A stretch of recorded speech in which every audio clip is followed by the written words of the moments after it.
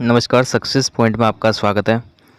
आज हम class 9th chapter number 3 science का परमाणु एवं अणु के क्वेश्चन आंसर देखने वाले हैं। तो ये बेसिक डेफिनेशन है, आपको याद रखनी है। पदार्थ का वह सूक्ष्मतम कण जिसे और आगे विभाजित नहीं कर सकते परमाणु कहलाता है। परमाणु की डेफिनेशन क्या है कि लास्ट स्टेज जब आ जाएगी कि आप उसके और टुकड़े नहीं कर सकते तो उसे परमाणु कहेंगे। कि पदार्थ का वह सूक्ष्मतम कण जिसे और आगे विभाजित नहीं किया जा सकता वह परमाणु कहलाता है। ठीक है। अब अणु की डेफिनेशन क्या है? तो एक ही तत्व या भिन्न भिन्न तत्व के दो या दो से अधिक परमाणुओं के समूह को जो रासायनिक रूप से एक दूसरे से बंधे होते हैं अणु कहलाते हैं। ठीक है। मतलब दो परमाणु मिलकर के एक अणु का निर्माण करते हैं। दो या दो से अधिक परमाणुओं से मिलकर किसका निर्माण होता है? एक अणु का। तो अणु किसे कहेंगे हम? अणु किसे कहेंगे? जैसे O2 दो ऑक्सीजन मिलकर के एक निर्माण कर रही है, दो हाइड्रोजन मिलकर के एक अणु का निर्माण कर रहे हैं, दो नाइट्रोजन के परमाणु मिलकर के एक अणु का निर्माण कर रहे हैं। ये लिखा हुआ H2O, यानी कि दो हाइड्रोजन के और एक ऑक्सीजन का अणु मिलकर के परमाणु मिलकर के एक अणु का निर्माण कर रहा है। CO2 का मतलब दो ऑक्सीजन के और एक कार्बन का अणु मिलकर के कार्बन का परमाणु मिलकर के एक अणु का निर्माण कर रहा है। तो ये सारे अणु हैं, मतलब दो या दो से अधिक परमाणुओं के संयोग से जो बनता है वो क्या कहलाता है? अणु। ठीक है। Next definition. अब यौगिक किसे कहते हैं? अब अणु मिलकर के जिसका निर्माण करेंगे वो क्या कहलाएगा? यौगिक। तो अणु जो एक से अधिक तत्वों से मिलकर बना है यौगिक कहलाता है। ठीक है। उदाहरण वही H2O, CO2, NH3, अमोनिया, ये ठीक है, बेरियम क्लोराइड, CH4 इत्यादि। तो नेक्स्ट डेफिनेशन, किसी तत्व के सबसे छोटे कण क्या होते हैं? परमाणु। पदार्थ का सूक्ष्मतम कण क्या होता है? परमाणु। जैसे हाइड्रोजन के परमाणु, ऑक्सीजन के परमाणु, कार्बन के परमाणु, मैग्नीशियम का परमाणु, इस प्रकार से। अब ये बात को ध्यान रखना है, द्रव्यमान संरक्षण का नियम। द्रव्यमान संरक्षण का नियम क्या होता है कि द्रव्यमान संरक्षण के नियम के अनुसार किसी रासायनिक अभिक्रिया में द्रव्यमान का न तो सृजन होता है, यानी कि आपने अगर 1 किलो अभिकारक लिया है उदाहरण के तौर पर, तो आपको उत्पाद भी 1 किलो ही मिलेगा। मतलब द्रव्यमान का न तो निर्माण होगा और न ही क्या होगा? विनाश। तो ये आपको मोस्ट याद रखना है कि द्रव्यमान संरक्षण का नियम किसे कहते हैं? कि द्रव्यमान संरक्षण के अनुसार किसी भी रासायनिक अभिक्रिया में द्रव्यमान का न तो निर्माण होता है और न ही विनाश। और निश्चित अनुपात का नियम क्या कहता है? कि किसी भी यौगिक में तत्व सदैव एक निश्चित द्रव्यमान के अनुपात में ही विद्यमान होते हैं। इसे बोलते हैं निश्चित अनुपात का नियम। तो एक ये बेसिक समरी थी इस चैप्टर की। अब क्वेश्चन आंसर पे चलते हैं। पहला प्रश्न है इस चैप्टर का, देख, एक अभिक्रिया में 5.3 ग्राम सोडियम कार्बोनेट तथा 6.0 ग्राम एथेनोइक अम्ल अभिकृत होता है। मतलब ये अभिक्रिया कर रहे हैं। ठीक है। तो 2.2 gram carbon dioxide, 8.2 gram sodium ethanoate, M0.9 gram जल का उत्पादन होता है। इस अभिक्रिया द्वारा दिखाई है कि यह परीक्षण द्रव्यमान संरक्षण के नियम के अनुरूप है। अब हमें द्रव्यमान संरक्षण का नियम क्या कहता है कि जितना आप अभिकारक लोगे, अभिकारक का मतलब अभिक्रिया में भाग लेने वाले जो पदार्थ होते हैं उनको हम अभिकारक बोलते हैं। तो जितना क्वांटिटी में आप अभिकारक लोगे उतनी ही क्वांटिटी में क्या मिलेगा? आपको उत्पाद मिलेगा। तो हमने अभिकारक कौन कौन से अभिक्रिया में भाग कौन ले रहे हैं? एक तो ले रहा है सोडियम कार्बोनेट और एक ले रहा है एथेनोइक अम्ल। तो इन दोनों का वजन हमने टोटल किया कि भाई सोडियम कार्बोनेट का द्रव्यमान कितना है? 5.3। एथेनोइक अम्ल का द्रव्यमान कितना है? ये दोनों को जब जोड़ेंगे अपन तो कितना आ रहा है? ये 11.3 ग्राम। ठीक है। मतलब 11.3 ग्राम पदार्थ आपने अभिक्रिया में लिया है। अब उत्पाद जो बना, उत्पाद में कौन कौन बना? एक तो सोडियम एथेनॉइड, कार्बन डाइऑक्साइड और जल। फिर इन तीनों का अपन ने द्रव्यमान का टोटल किया तो ये भी कितना आ रहा है? 11.3 ग्राम। तो इससे हमें पता चलता है कि द्रव्यमान संरक्षण का नियम जो कह रहा है कि क्या कह रहा है कि अभिकारकों का द्रव्यमान उत्पाद के द्रव्यमान के बराबर होता है। ठीक है। तो बराबर आया ये 11.3 ग्राम, 11.3 ग्राम। ठीक है। इस प्रकार से कोई सा भी प्रश्न आता है तो हम इसको जोड़ करके बराबर बता सकते हैं। नेक्स्ट क्वेश्चन, हाइड्रोजन एवं ऑक्सीजन द्रव्यमान के अनुसार 1:8 है, 1.8 नहीं है, 1:8, 1:8 के अनुपात में संयोग करके जल का निर्माण करता है। तो 3 ग्राम हाइड्रोजन गैस के साथ, मतलब अगर आप 1 अनुपात में हाइड्रोजन ले रहे हो तो 8 अनुपात में क्या लोगे आप? ऑक्सीजन। 1:8 में चल रहे हैं। ठीक है। तो ये बोल रहा है कि भाई 3 ग्राम आपने क्या ली? हाइड्रोजन। तो ऑक्सीजन को कितना लेना पड़ेगा? ठीक है। तो आपने हाइड्रोजन को पहले 1 लिया था और ऑक्सीजन को कितना लिया था? 8 लिया था। अब हाइड्रोजन को आप 3 ले रहे हो, मतलब हाइड्रोजन को कितना गुना कर दिया आपने? 3 गुना। तो ऑक्सीजन भी कितना गुना हो जाएगी? 3 गुना। तो इसका उत्तर क्या बन जाएगा? देखो, ये 8 ग्राम गुणा 3 को कर दोगे तो कितना आ जाएगा? 24 ग्राम। ठीक, तो ऑक्सीजन कितना लेना पड़ेगा आपको? 24 ग्राम। ठीक है, नेक्स्ट क्वेश्चन, ये कुछ डेफिनेशन है। परमाणु द्रव्यमान इकाई को परिभाषित कीजिए। तो कार्बन 12 समस्थानिक के एक परमाणु द्रव्यमान के 1/12वें भाग को मानक परमाणु द्रव्यमान इकाई कहते हैं। तो ये मानक परमाणु द्रव्यमान इकाई की परिभाषा है ये, कि कार्बन 12, कार्बन का एक अपर रूप है कार्बन 12 समस्थानिक है, तो कार्बन 12 समस्थानिक के एक परमाणु द्रव्यमान के कौन सा भाग? 1/12वां भाग। कार्बन भी 12 ही है, और उसका कौन सा भाग फिर? 1/12वां भाग क्या कहलाता है? परमाणु द्रव्यमान इकाई। नेक्स्ट क्वेश्चन है, परमाणु को आंखों से देखना संभव क्यों नहीं होता? क्योंकि हमने कहा कि एक लास्ट स्टेज होती है जिसके बाद में आप उसके टुकड़े नहीं कर सकते, तो इसलिए बहुत छोटे होंगे, तो इसलिए इनको आंखों से देखना संभव नहीं है।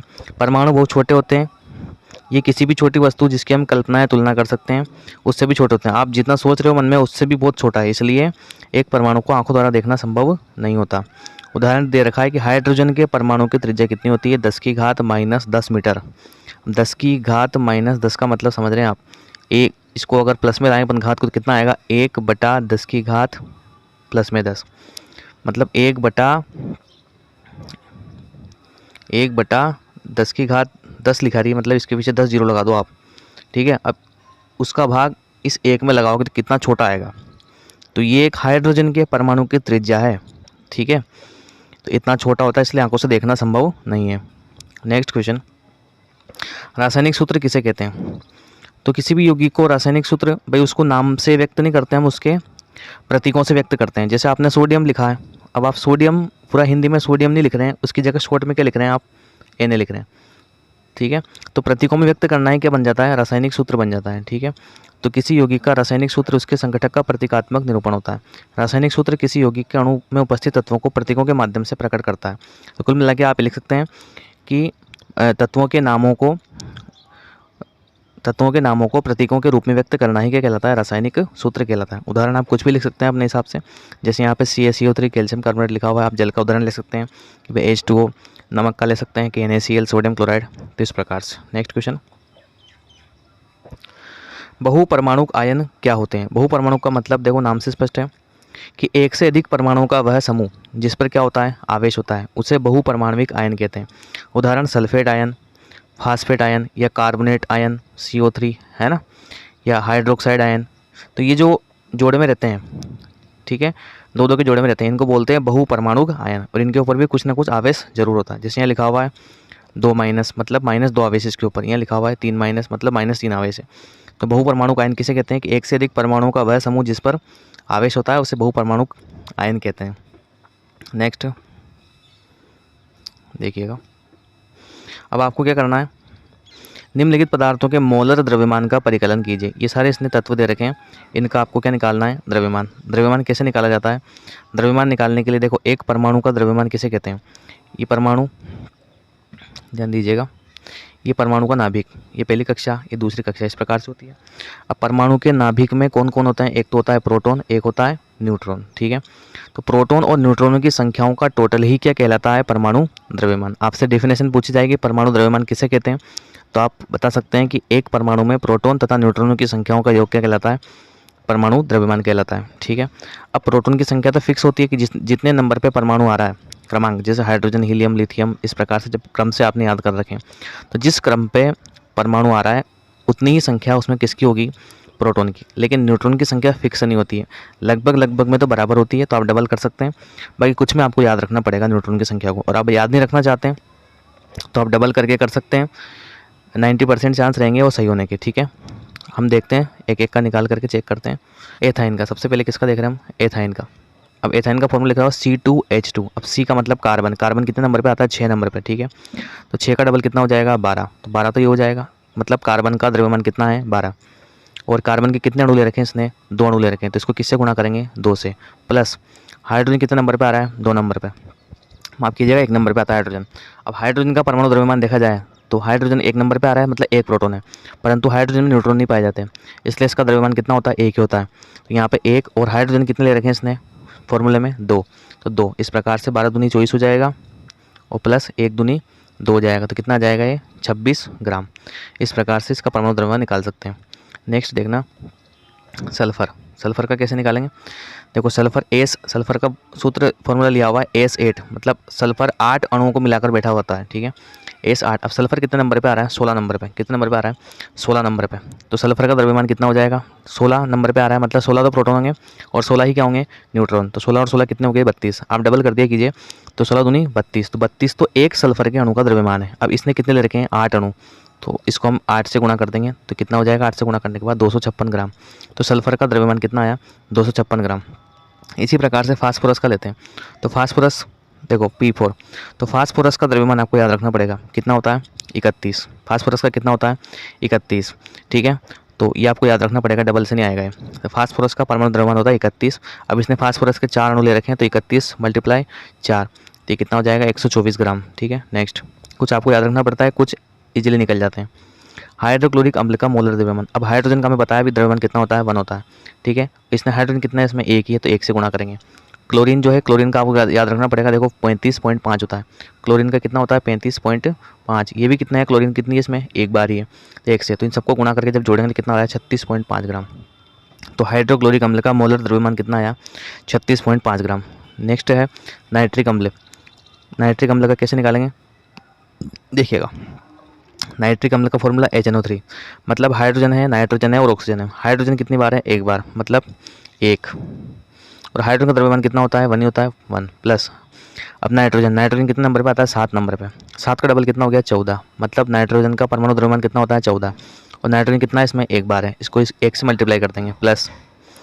अब ऑक्सीजन, ऑक्सीजन कितने नंबर पे आ रहा है, 8 नंबर पे, तो 8 का डबल कितना हो गया, 16, ठीक है। तो एक ऑक्सीजन के परमाणु का द्रव्यमान 16 होता है। अब इसने कितने ऑक्सीजन लिए हुए हैं, 3, तो 3 से मल्टीप्लाई कर देंगे।